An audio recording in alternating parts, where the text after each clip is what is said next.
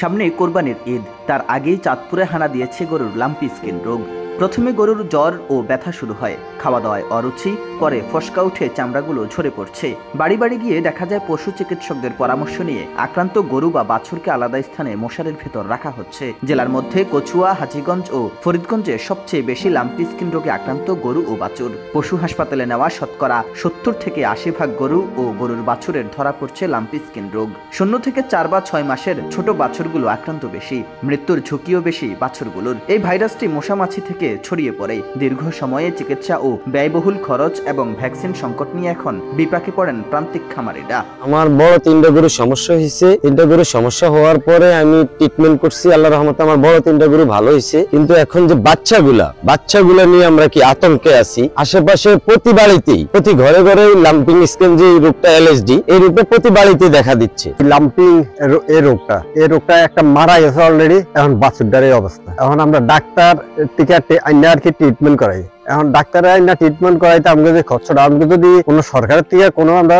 এই টিকাটা পাইতাম, তাইলে মনে আমাদের খুবই উপকৃত হইতো। আমার গরু 8টা গরু আছে। আগে প্রথম জ্বর আইছে, জ্বরের থেকে ঠান্ডা হইছে, ঠান্ডা থেকে আস্তে আস্তে আস্তে গরুটা গোড়ার মতো উঠছে, গোড়ার মতো হুড্ডা পুরা শরীরে ফুড্ডা গেছে, ফুড্ডা গিয়া হ্যাঁ গরু অসুস্থ হয়ে গেছে। গরু অনেক একটার পর একটা ধরতে আছে, বা টেনশন আছে, অনেক প্রচুর টেনশন আছে। জেলায় গরুর লাম্পি স্কিন রোগে আক্রান্ত 165 এলাকা চিহ্নিত করা হয়েছে। যখন মশামাছির উপদ্রব বেশি থাকে তখন এটা ছড়ায় বেশি। নতুন করে ভ্যাকসিন তৈরি হয়েছে, তাছাড়া কিছু ভ্যাকসিন ইনপুট করেছে সরকার। এই ভ্যাকসিন আগামী 2-1 মাসের মধ্যে প্রয়োগ শুরু হবে বলে আশ্বাস দেন জেলা প্রাণী সম্পদ কর্মকর্তা। যখন মশামাছির উপদ্রব বেশি থাকে তখন এটা ছড়ায় বেশি। সাধারণত চাঁদপুরে প্রতিটা উপজেলায় লাম্পি স্কিন ডিজিজ ভাইরাস আছে এবং আক্রান্ত রোগী আছে।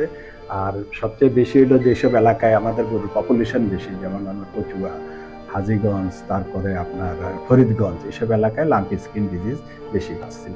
আশা করি এটা পরবর্তীতে আমাদের একটা নতুন করে ভ্যাকসিন তৈরি হয়ে গেছে, বিএলআই সিট তৈরি হয়ে গেছে এবং নতুন আমাদের যে লোকাল যে স্ট্রেনের ভ্যাকসিনটা এটা তৈরি হবে, এটা আমরা মাস ভ্যাকসিনেশন করতে পারবো। তাছাড়া কিছু ইম্পোর্টের ভ্যাকসিন ইম্পোর্ট করতেছে ইমার্জেন্সি, এটা ইমিডিয়েটলি চলে আসবে 1-2 মাসের মধ্যে। তো আমরা মাস ভ্যাকসিন করলে এটা প্রকট আমরা নির্মূল করতে পারবো আশা করি। চাঁদপুরের 8 উপজেলায় প্রান্তিক ও বাণিজ্যিক খামারগুলোতে পালিত হয় প্রায় 3.5 লাখ গরু। 2019 সালে বাংলাদেশে প্রথম গরুর এই রোগ ধরা পড়লেও এবার চাঁদপুরে এর প্রকোপ বেশি বলে জানান চিকিৎসকেরা। মোহাম্মদ হোসেন ব্যাপারী, বার্তা 24, চাঁদপুর।